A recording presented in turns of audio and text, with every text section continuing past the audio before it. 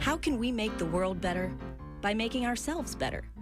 The Dr. Joe Show explores how you can make positive personal change by using his groundbreaking and highly effective I Am approach to understand who we are and why we do what we do. Your small changes can have big effects. Join us now for the Dr. Joe Show with Mark Stiles of Stiles Law and your host, Dr. Joe Schrand. Ladies and gentlemen, welcome to the Dr. Joe Show. All right, that's the music to the Dr. Joe Show, and it's ladies and gentlemen and everybody else as well, because we are now, what do we call it? We have been brought in to the world. So them, they, everyone, it's great. You know, we had a guest a few weeks ago who said, "I'm not calling you out, I'm calling you in." And I thought that was wonderful what they said. So here we are. Mark, Tom, Sure. How you guys doing? What's been going on? Amazingly well.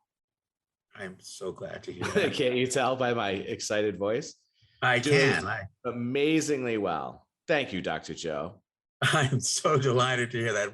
It's a great I am to be amazingly well. Tom, what about you? What's been going on with you? Well, I'm feeling good, Dr. Joe. As you know, I've been in the rehearsal process for my late addition to the cast of Auntie in Kingston, Massachusetts. It's a fun role, and you're going to love it.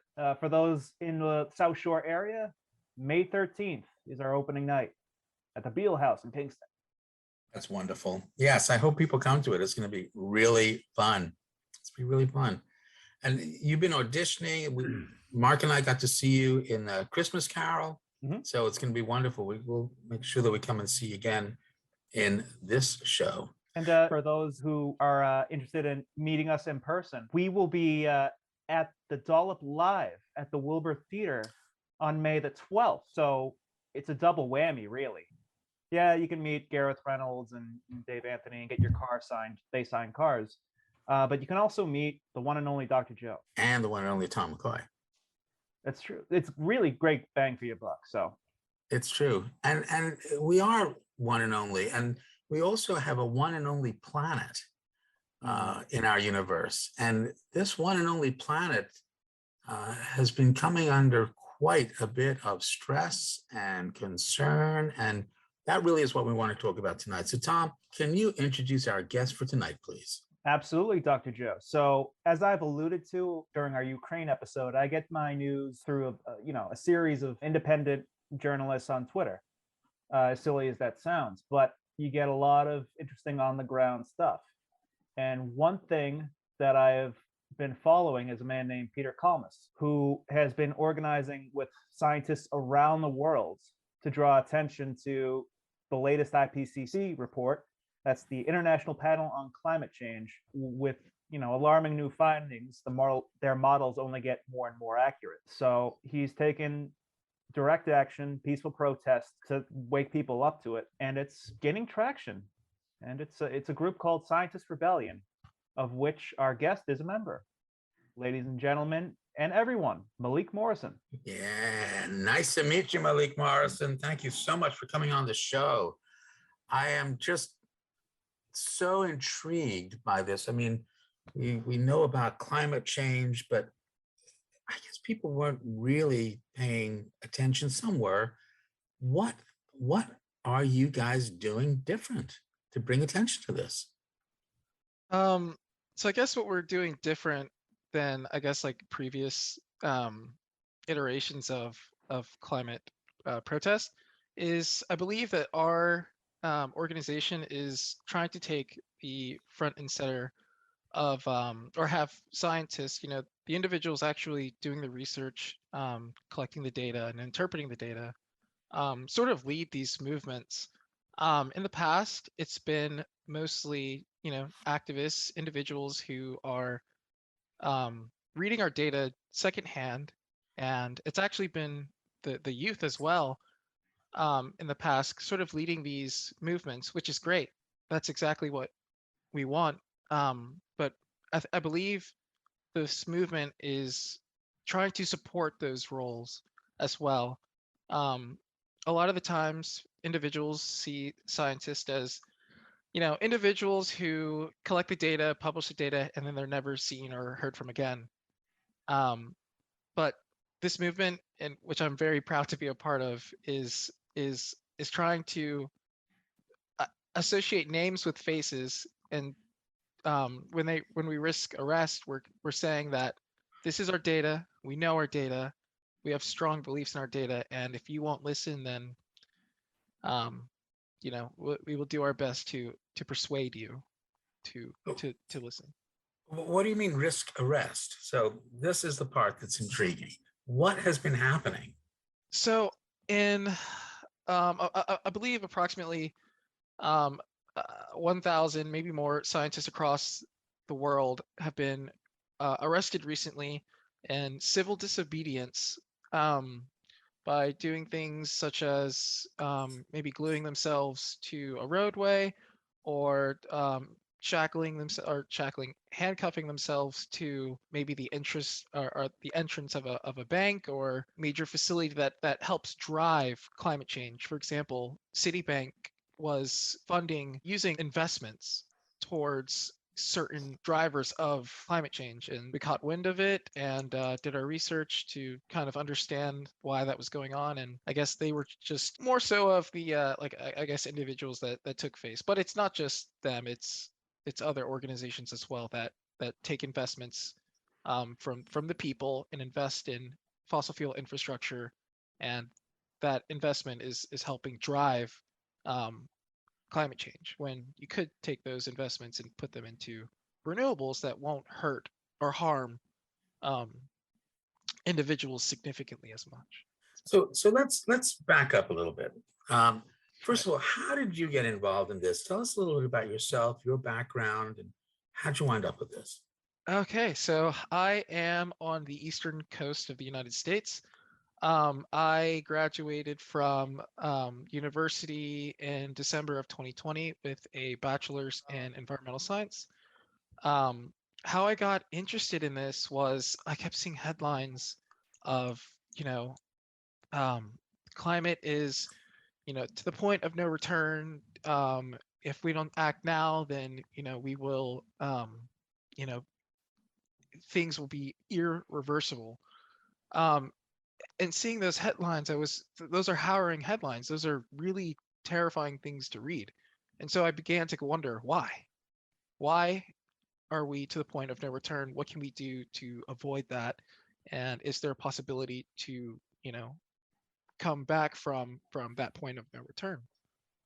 So it's actually the funny story of it all was I was in the park one day, and after reading those headlines, I like to go to the park to kind of decompress and sit in nature and just observe. And I am a wetland ecologist, I guess by my trade. And I was just sitting in the park one day, and I noticed like a bunch of different trees, and before I would always just look at trees or biota and just say, oh, that's green means good.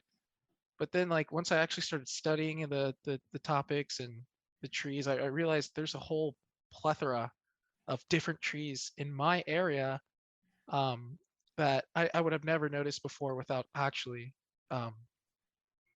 joining the environmental science field. And I guess how I got involved with Scientist Rebellion was Peter had put a tweet out that was saying scientist, I believe he said scientist. I don't think he said like a specific, area of study, but he said scientist, reach out to him. He needs help with a possible endeavor. And as soon as he said that, I was like, okay, this sounds like something up my alley. Before I met Peter, I had always, I was tweeting about climate change, the statistics, the data, my interpretation, what I do in the field. I also have a YouTube channel where I talk very briefly and try to educate individuals in sort of like a light, funny way about different climate factors. So I got involved with Peter through a tweet. I just reached out to him, and when he mentioned that there was the possibility of arrest I knew it was serious and it was time to act. I think a lot of people have heard of climate change and global warming. Can you just give us an idea of what is it that we're really up against? What is this? So in terms of what we are up against, the common consensus amongst scientists in the field is the planet is getting warmer. When people say global warming, they are specifically talking about the average global temperature is rising, and it's rising at an alarming rate. The a lot of misconceptions arise from that too, because people will say, "Oh, the planet has risen in temperature and fallen in temperature," but It snowed just a few months ago. yeah, it's the weather conditions are reaching extremes, and they're also somewhat unpredictable, and it will get worse. So going back to people saying that the climate has always changed, that is true. Climate has always changed, but it's changing at a much quicker rate than what was previously accepted. And climate change is a reference to that being caused by humans, more specifically by CO2 in the upper atmosphere, or in the lower atmosphere. So is the CO2, which is from combustion of different elements of oils and fossil fuels, am I missing something here? Or? That's correct. So CO2 in the atmosphere is attributed to a multiple different factors. Every time you exhale, that's CO2 in the air. Your pet's exhaling is CO2 in the air.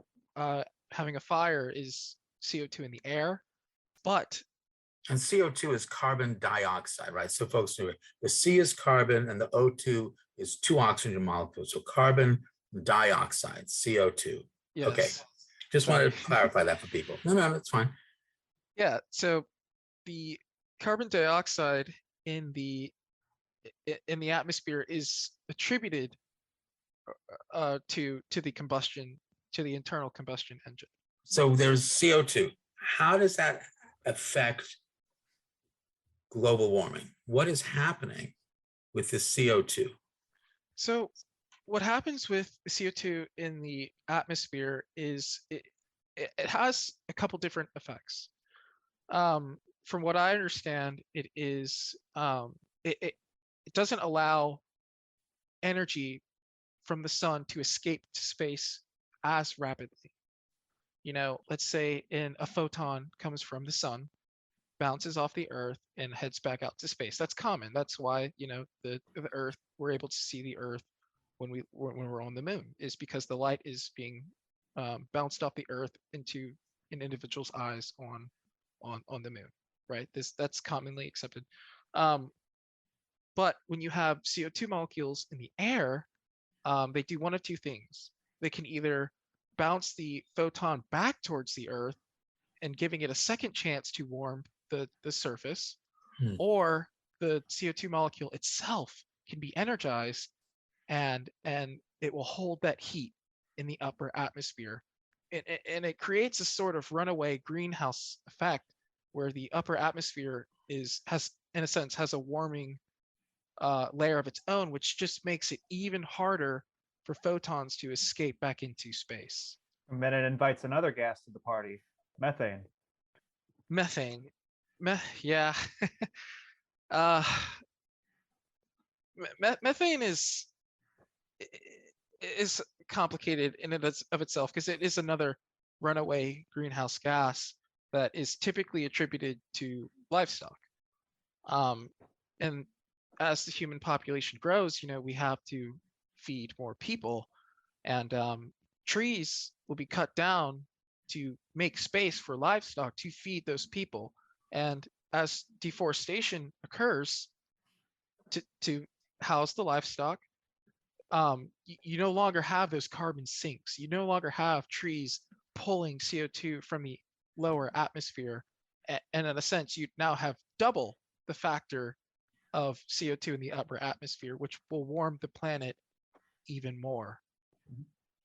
And then there's the permafrost in Siberia is what I was thinking of.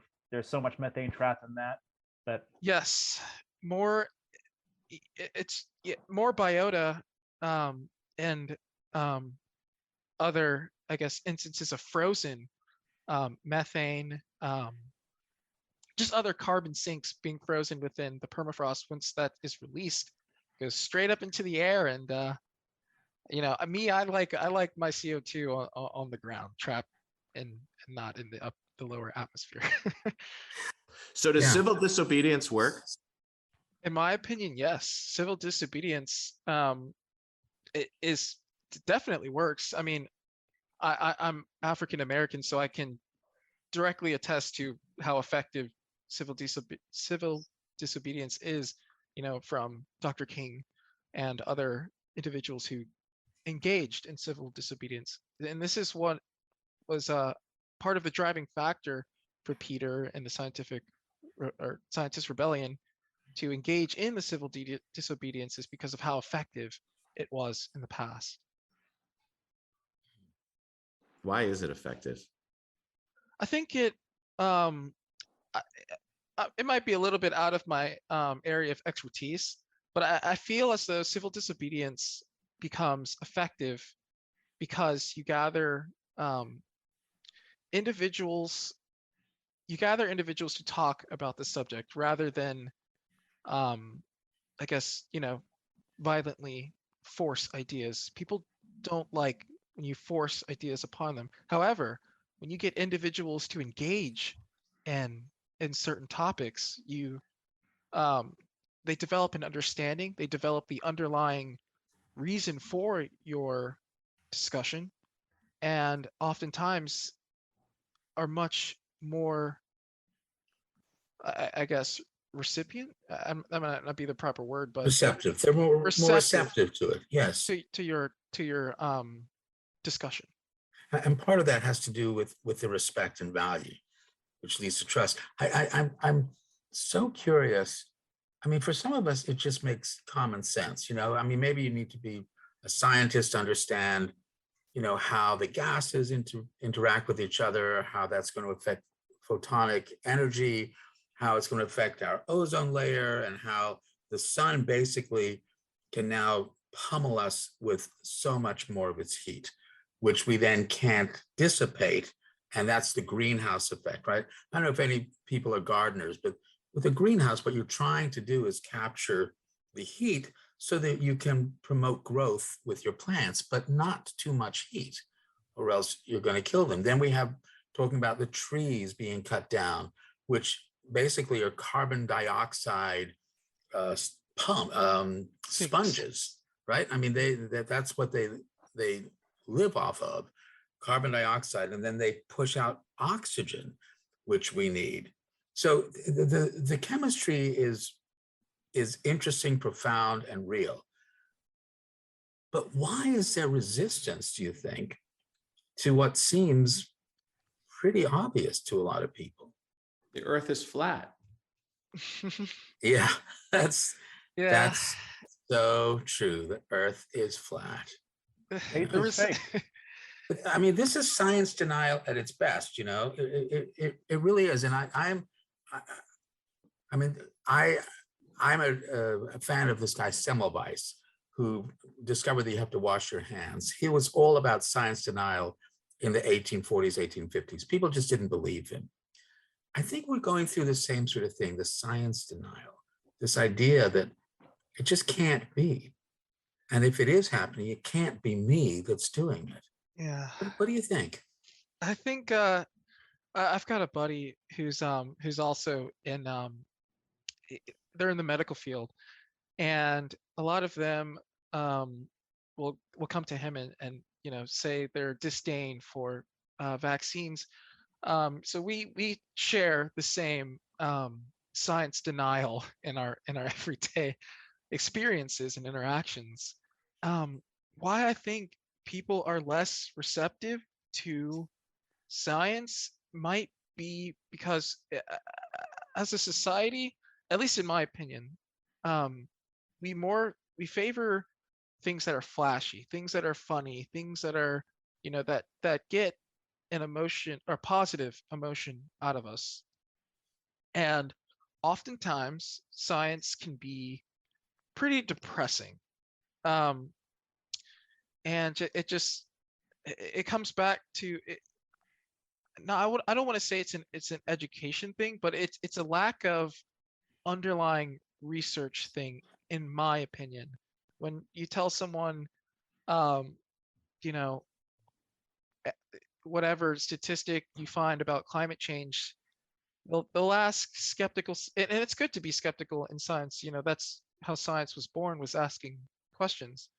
But the questions, at least in what I have recently, the conversations I've had, are the skepticism is more so of where the money is coming from for the funding for the projects, who is the leader of the projects, or who is asking the questions of the projects, but they don't relate to the projects themselves. Wait, which projects are we talking about? Who's the funding of which project? When I say projects, I just mean X paper that is developed. So let's I guess like a project that might be better for Peter or Rose would be what type of climate research have you found? The projects such as those. I see. Because a lot of scientists, and this comes back to the scientist rebellion, is a lot of scientists now want to show their face, want to put a face behind the research, so that people will better associate a face than numbers. So if and Peter does a really good job at it, is showing emotion, because Peter's a father and he cares about the future for his children. It's not so much about Peter trying to garner like funding for X project. Peter wants a secure place for his children, and that's why I think that Peter does such an amazing job. Is he is garnering the emotional connection, and just with science overall, and people who deny science, when you look at data, when you look at numbers, you typically don't get that emotional factor. Because the fossil fuel lobby has been very good at putting faces to their efforts. There's a book I mentioned quite a while ago called Dark Money, and it follows the Koch brothers, and they have their fingers in quite a few pies. And I would say them, along with the Wilkes brothers, it's always brothers. I don't know what that is, but it's staggering the number of media apparatuses that it sounds like I'm Bill Gribble, but like it's real. I won't name names because I don't want to sound like I'm accusing anyone of anything, but like, question what you're watching. That's the cliche, but Dark Money. I'll start there. I find it so easy to trace where an argument comes from.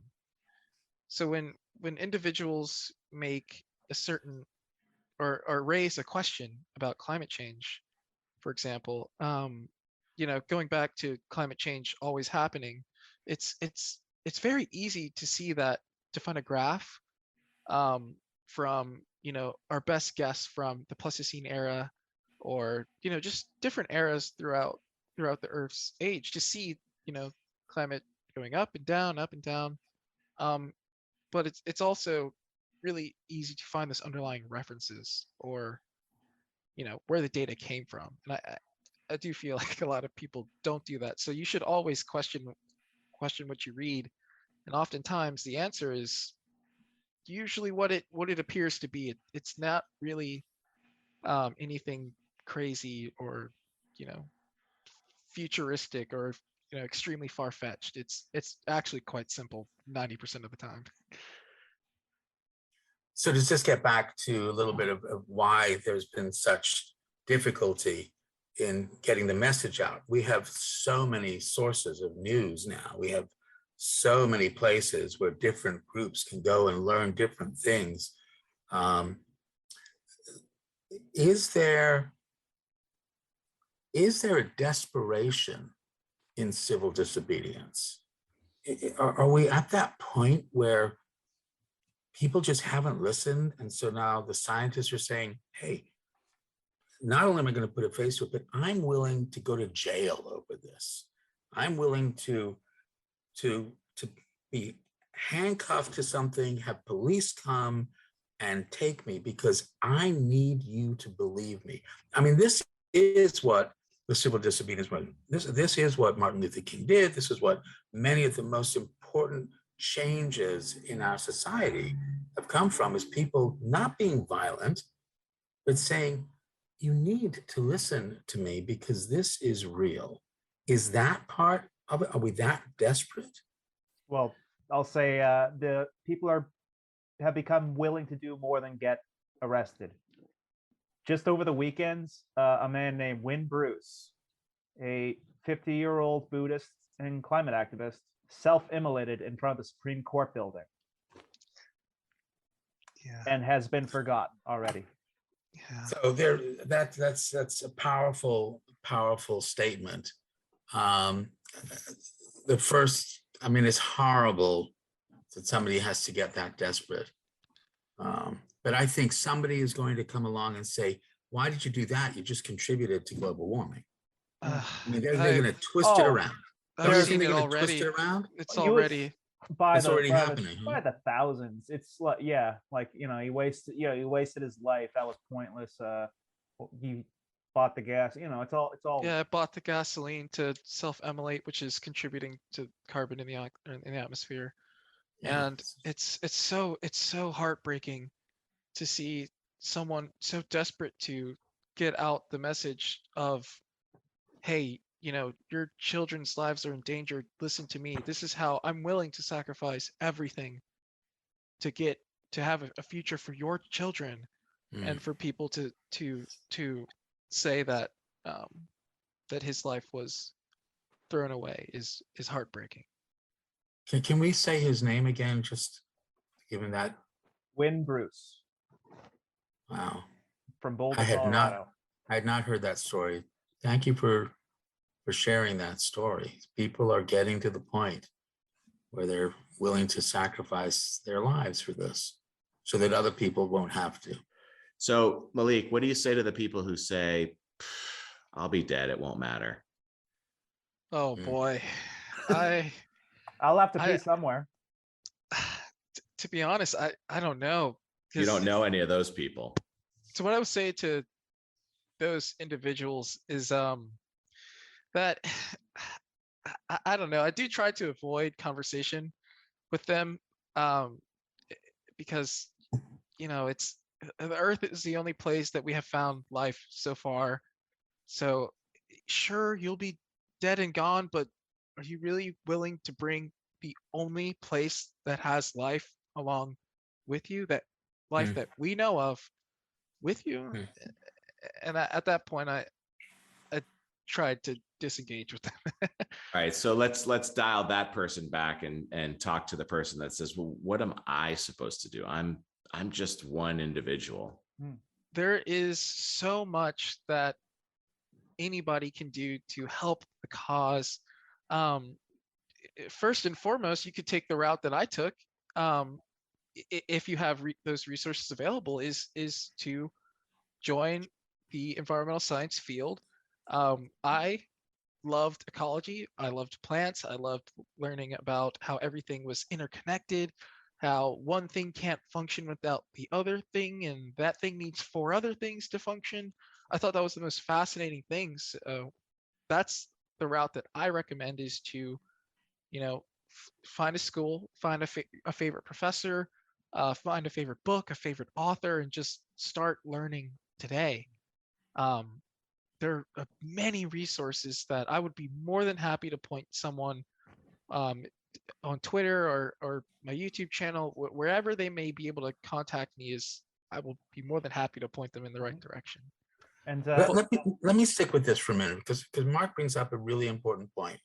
And usually we wait until the last few minutes to talk about this in the show, but I want to bring it up now. My daughter, Sophie of Science with Sophie, said, Dad, the I Am the four domains interconnect: your home, the social domain, the biological, and the IC. We have a home domain, which is our planet.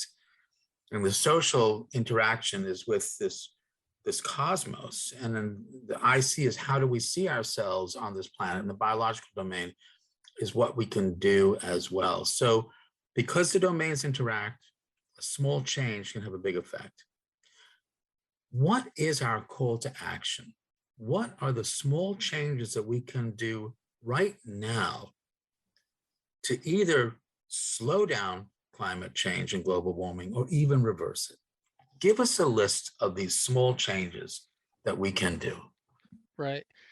So I've done, I'm a scientist, so I do research. And when you all reached out to me to speak on the show, I instantly started listening to all your podcasts on Spotify. And I have been thinking about this question for quite some time. Great. Thank you.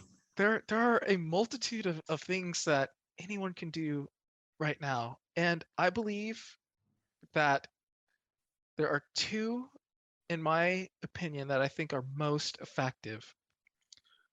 Small things that anyone can do. The first is a dietary change. This is one that I personally struggle with. But how I deal with a dietary change to help, limit the amount of meat I consume, which will in turn lessen the methane, which will in turn, help climate change, but also to plant trees, etc., not to combat deforestation. So what I do now is, if I am to consume meat, I will consume meat for one meal. So in the morning, I won't have bacon if I know I'm going to eat, beef in the afternoon.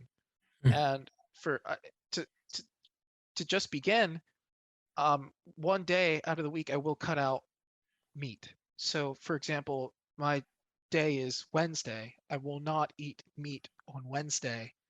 And as I become more acclimated and discover more recipes, I will expand that to I will not eat meat on Wednesday and Thursday, and then so on and so forth.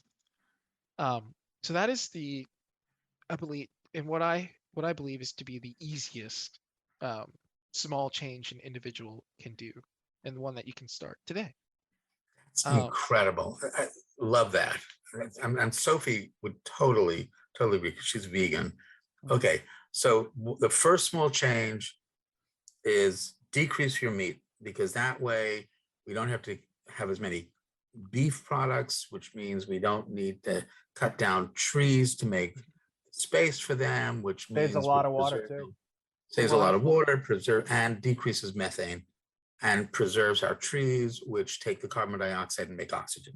Great, terrific. Okay, I'm listening. And so the second one is one that is a small change that I do think it takes a little bit of courage, tenacity, and a little bit of ingenuity, I guess.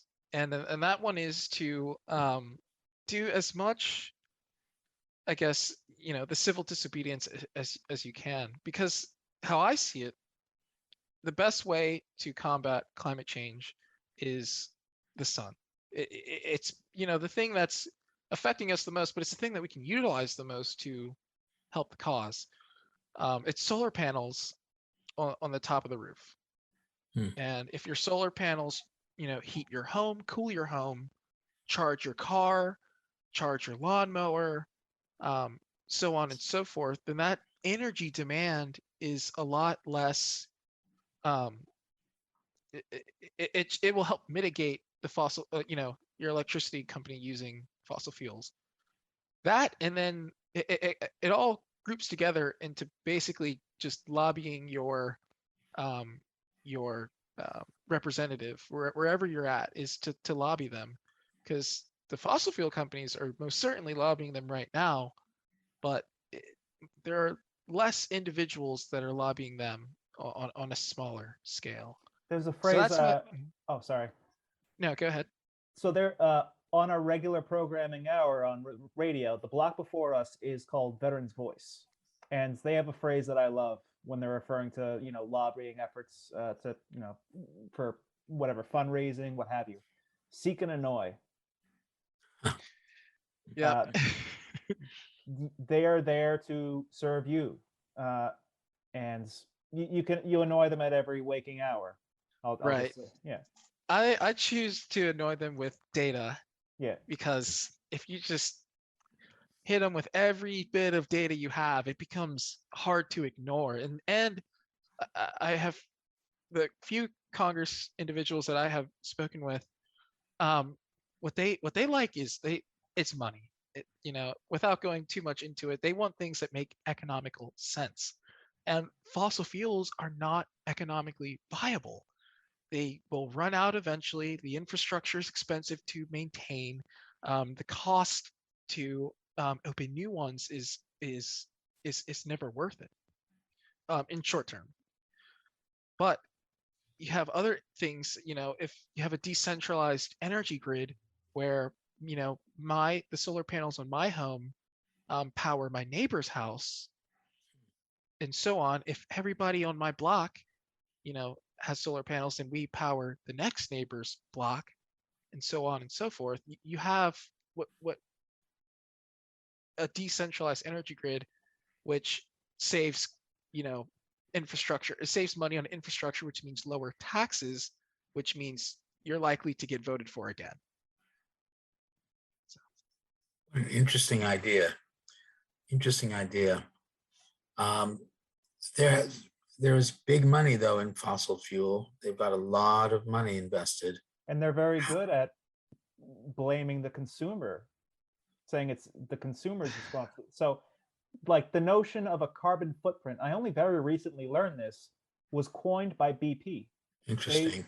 They had an online calculator. Hey, find out what your carbon footprint is so you can make a difference. Don't look at us. Yeah, I can't imagine that, any single individual or even a family is able to have a larger carbon footprint than BP, who had millions of barrels of oil spill into the Gulf. I cannot imagine that an individual has a larger carbon footprint than that.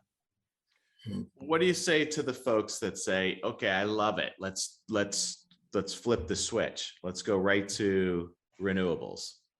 We're not ready, right? So in the short term, you're correct. We are not ready to have mass renewables in the short term. There's supply chain issues. There are you'll have to expend fossil fuels to mine the material to make solar panels to mass produce and implement for everybody. However, what Scientist Rebellion is asking the governments of the world is to essentially start or put a stronger start on it, rather than opening up new fossil fuel plants. Let's start opening up production factories for solar panels for every area of the world. And logistically, and tell me if I'm wrong, everywhere on the earth is touched by the sun, which means everybody can have power. For individuals in certain countries that don't have access to a nearby oil field or the infrastructure to import oil, they are less likely to get that energy at a cost-effective rate. But if they had solar panels, which typically last anywhere between, I believe it was like 10 to 30 years, that's 30 years of maybe one or two deliveries on an 18-wheeler for a neighborhood to last 30 years, versus getting an 18-wheeler of oil to deliver every couple of weeks or so. So what I say for individuals that want to start is to ask your representative to stop funding oil and instead start funding renewables, so that way we just get the ball rolling. And renewables refer to what specifically? So when people say renewables, what they mean is forms of energy that can be harvested readily every day without it ever depleting. So that was really complicated. In a, I guess, more layman's terms, there would be the sun, the wind, oceanic, and possibly geologic. You know, the sun warms the solar panel, and it generates electricity from a differential of active, I guess, ingredients. I'm not entirely sure how solar panels work. I just know that they that they will generate electricity when the sun warms them. And wind, if a wind turbine, as wind passes through a turbine, it will spin the turbine, which spins, electromagnetic, and generates electricity within the turbine. Yeah, it's interesting because here in Marshfield, we have these tides come back and forth, and twice a day, the entire marsh is underwater in essence. And there are these little channels that some of the engineers, I think the civil engineers, have put in so that the water can go back and forth, basically through tunnels. And a friend of mine a while ago said, why don't we capture that energy? Why don't we figure out a way to capture the energy that's happening as the tide goes in and out? That's part of what we're talking about with renewable energy, right? We don't have to do anything. It's just there. The question is, how do we capture this energy? Right. So the way to capture it is what we are requesting, funding to research, but it is also to, I guess, enhance the output. Because, I don't know the statistic, but not 100% of the sun's rays are captured and converted to electricity. It's always a depleting factor. It's a diminishing return. It's every energy transmission or transfer is a diminishing return, and renewables are no exception. But they will be there every day, most likely every day. There might be events like hurricanes or events where the sun is blocked out for the day, or if there's snow on a solar panel, or etc. But I'm really inclined to say that the sun is going to be there tomorrow. I'm not entirely sure. I am not saying 100% the sun will be there tomorrow, but I have a strong feeling the sun will be there tomorrow. I think that, people, as we were saying earlier, the seasons change. We, especially here in New England, we can have winter that happens in strange times of our year. But I do think I've noticed a difference. It does seem like things are changing. It seems like either the winters have sort of just shifted a little bit. It's as if some of the winter months are happening later than they were. And sometimes the summers are way hotter than we've had.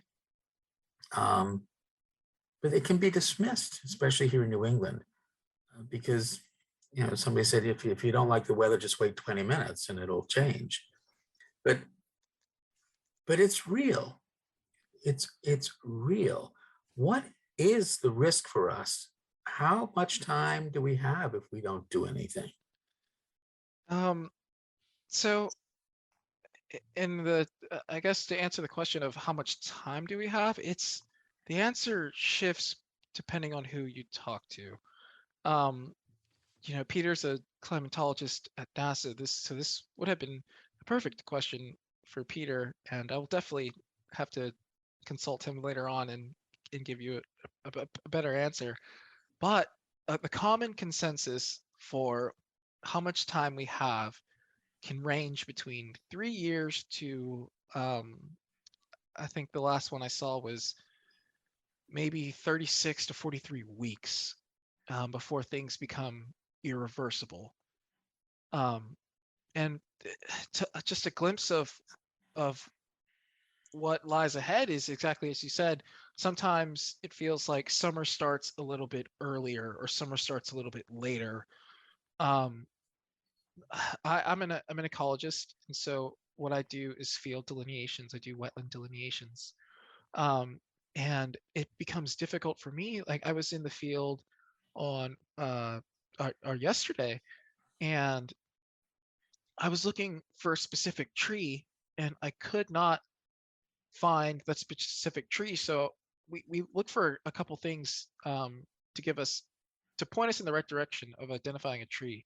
And that's looking at its leaves, looking at its bark, looking at the way its branches part from the main bark of the tree.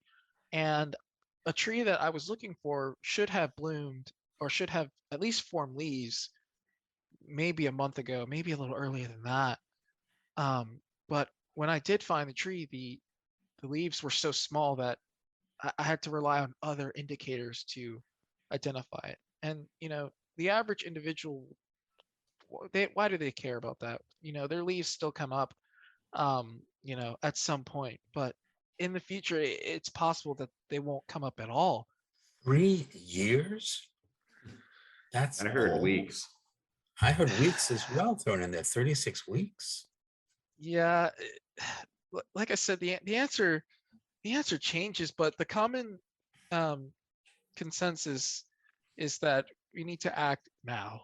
I believe the current projection is 2030, and the goal is to stay under 1.5 degrees Celsius average temperature being raised around the planet.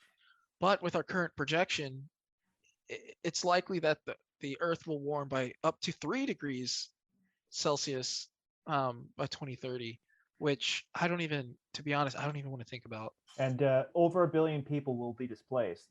I know that much. Right now in India, they're in like their 20th or 30th day of over 100 degrees Fahrenheit heat wave. There's over 1 billion people in India and Pakistan. Right, and it's a lot of that is likely to get worse. It's April, almost May, and for it to already be over 100 degrees is not good. And that's a lot of people too they misidentify weather and climate. And the weather is, hey, it's raining today, tomorrow it's sunny, and the next day it's partly cloudy. That's weather. But climate comes back to the average temperature of those regions. And my projection is, if it's already this hot in close to May in India and Pakistan, that'll probably become a norm relatively soon, if we don't act today, like right now. Well, it's daunting.